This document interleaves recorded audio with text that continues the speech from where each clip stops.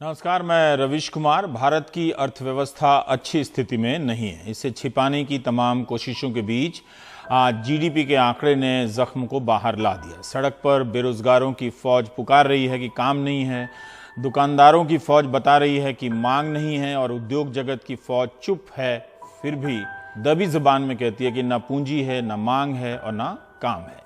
6 साल में भारत की जीडीपी इस हद तक नीचे नहीं आई थी। 5% की जीडीपी इस बात की पुष्टि करती है कि भारत की अर्थव्यवस्था मंदी की चपेट में आ चुकी है। 1.5 साल हो गए मगर हालात में सुधार नहीं हुए।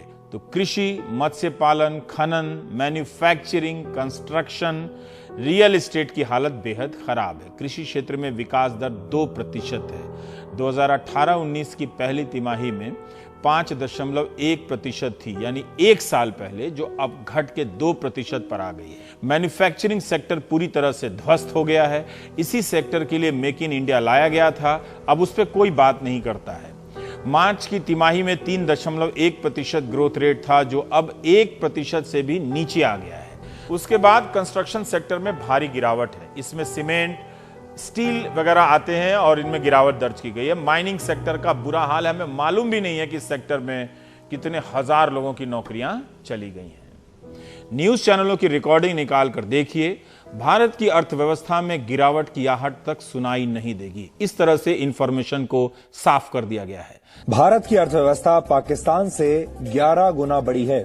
पाकिस्तान आर्थिक रूप से बर्बाद हो चुका है। पाकिस्तान के लोग औसतन हर घंटे सिर्फ 13 रुपए कमाते हैं। इससे ये संदेश मिलता है कि पाकिस्तान को वक्त की बर्बादी छोड़कर अपनी अर्थव्यवस्था पर काम करना चाहिए। पाकिस्तान विनाश की रणनीति पर काम कर रहा है। उसे हर जगह विनाश के बारे में उसकी पूरी रणनीति चलती है, और भारत विकास के बारे में सोचता है, विकास के बारे में रणनीति बनाता है।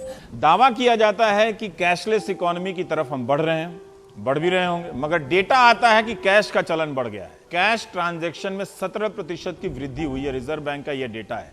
71,000 करोड़ से अधिक के बैंक फ्रॉड 2018-19 में दर्ज हुए हैं, जो पिछले साल की तुलना में 74% अधिक हैं। हमें नौकरियां जाने को लेकर लिखते रहते हैं। कैजुअल वर्कर से लेकर मध्यम श्रेणी के मैनेजरों का हाल बहुत बुरा है। सैलरी पूरी नहीं मिल रही है। यहीं दिल्ली में कई जगह काम आधा हो गया है, वहीं पर जहां पर चैनलों के मुख्यालय हैं, लेकिन आपको यह हकीकत नजर नहीं आएगी क्योंकि दिखाई नहीं जाएगी। आपने अक्सर दादा दादी को यह कहते हुए जरूर सुना होगा कि अब खाने में वो बात नहीं रही जो पहले हुआ करती थी। उनकी ये बातें पूरी तरह सच हैं। हम अपने पारंपरिक खान पान से अब दूर हो चुके हैं। हर रसोई में, हर किचन में डिजाइनर थैले में बंद आटा और चावल अब मौजूद है।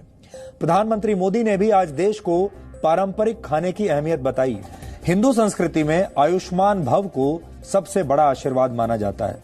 आयुष्मान का मतलब होता है लंबी उम्र। वैसे आजकल बहुत कम लोग किसी को आशीर्वाद देते हुए आयुष्मान भव कहते हैं। शायद ऐसा इसलिए है क्योंकि अच्छे स्वास्थ्य का आशीर्वाद वही दे सकता है जो खुद अपने स्वास्थ्य का ध्यान रखता हो।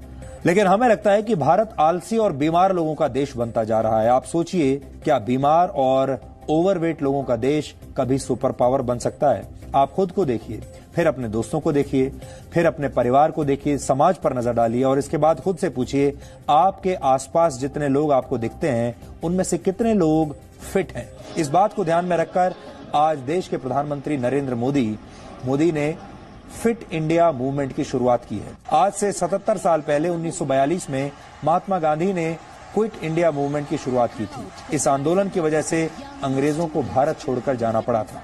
ठीक इसी तरह शरीर से बीमारियों को भगाने के लिए फिट इंडिया मूवमेंट की शुरुआत की गई है। इसी बहाने अब आते हैं गमे रोजगार के सवाल पर। ठीक है कि नौजवान रोजगार के नाम पर वोट नहीं करते हैं, लेकिन ऐसा भी नहीं है कि वे रोजगार के लिए पढ़ाई लिखाई तैयारी नहीं करते हैं। बेरोजगारी का एक असर शिक्षा लोन पर भी पड़ा है। इस मंदी में जिन नौजवानों ने लाखों लोन लेकर इंजीनियरिंग की पढ़ाई की है, उनकी नींद उड़ी हुई है, नौकरी नहीं है और ब्याज सर पे चढ़ गया है। लोन कहां से चुकाएं समझ नहीं आ रहा, उनसे कोई बात करने वाला है भी नहीं। सरकारी परीक्षाओं का दूसरी तरफ हाल बुरा है। निरंतर उसमें कोई खास सुधार नहीं है। कोई सरकार इस पर बात नहीं कर रही है। स्टाफ सिलेक्शन कमीशन की परीक्षा है CGL 17, इसका रिजल्ट 2019 अगस्त 2019 के बीच जाने के बाद भी नहीं आ सका है। हताश नौजवानों ने 29 अगस्त को ट्विटर पर ट्रेंड कराने का फैसला लिया। छात्रों ने ट्विटर पर प्रधानमंत्री को भी टैग किया है, गृह मंत्री को भी टैग किया है, जितेंद्र सिंह को भी टैग किया है, न्यूज चैनलों को भी किया होगा, लेकिन कौन ध्यान देता है। भारत और पाकिस्तान के बीच परमाणु युद्ध होगा या नहीं होगा, ये चर्चा का विषय है। बहुत पहले से चर्चा होती आई है, आज भी हो रही है, आगे भी होगी।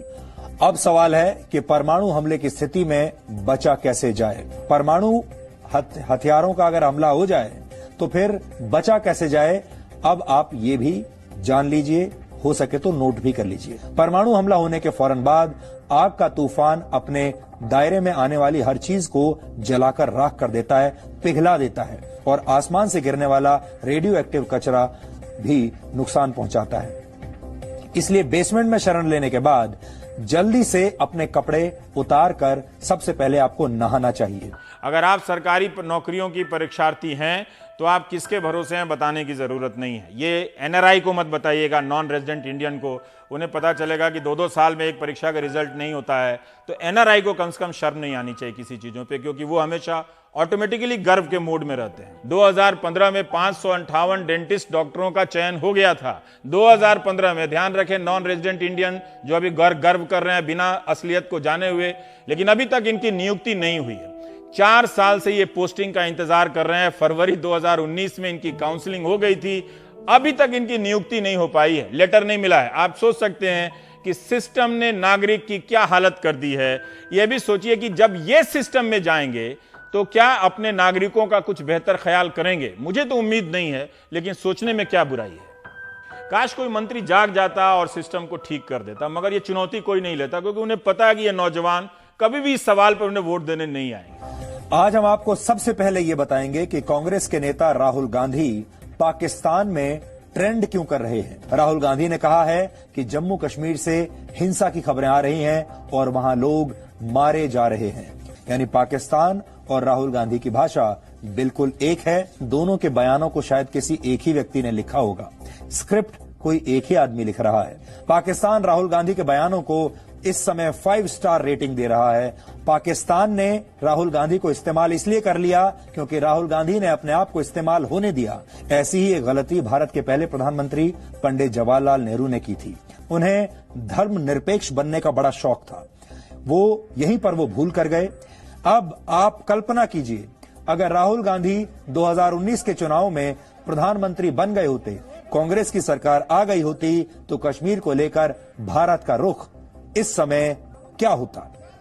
इस वक्त सबका ध्यान असम में होना चाहिए, क्योंकि वहां के लोग तरह तरह की आशंकाओं में जी रहे हैं। खुद को साबित करने के कागजात में अपने को और अपने वतन को ढूंढ रहे हैं। शायद ही दुनिया में इस तरह का काम हुआ हो, लेकिन बहुत कम रिपोर्टिंग है। 31 अगस्त को नेशनल रजिस्टर फॉर सिटीजन्स यानी एनआरसी की फाइनल लिस्ट आने वाली है। हर व्यक्ति आशंकाओं में है कि उसका नाम होगा या नहीं होगा। सोचिए इस वक्त उन पर क्या गुजर रही होगी। इन्हीं आशंकाओं को देखते हुए वहां विशेष सुरक्षा के इंतजाम भी किए गए हैं। गुवाहाटी से 80 किलोमीटर दूर दलिमबाड़ी में 71 साल की सर्वबाला मलिक और उनके बेटे परितोष असम के संदिग्ध वोटरों की सूची में हैं। उन्हें बांग्लादेशी माना जा रहा है। इससे पहले 1983 में असम आंदोलन के चरम पर हुई नस्ली हिंसा में सर्वबाला के शौहर की मौत हो चुकी है। उनकी झोपड़ी जला दी गई थी। इस गरीब अनपढ़ परिवार के पास बस ये सर्टिफिकेट और निशानियां हैं। हालांकि हम शहीद के परिवार से हैं, फिर भी डिवोटर हैं और संदिग्ध बांग्लादेशी हैं। ऐसी जिंदगी का क्या फायदा। हम हमेशा आपसे कहते हैं कि डीएनए एक पारिवारिक शो है और हम आपके और आपके परिवार के बारे में हर वो खबर आपको बताना चाहते हैं जिससे आपको लाभ हो सकता है, आपके परिवार को लाभ हो सकता है, आपके दोस्तों को लाभ होगा, फिर आपके समाज को लाभ होगा और फिर देश को इसका फायदा होगा। इनको 500 रुपए में खरीद सकता है कोई, इनकी कोई वफादारी नहीं है।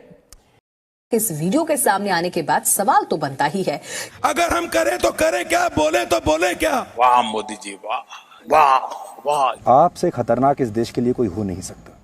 असली खतरा देश के अंदर ही मौजूद है और आपको खतरे के इन संकेतों को अच्छी तरह से पहचान लेना चाहिए।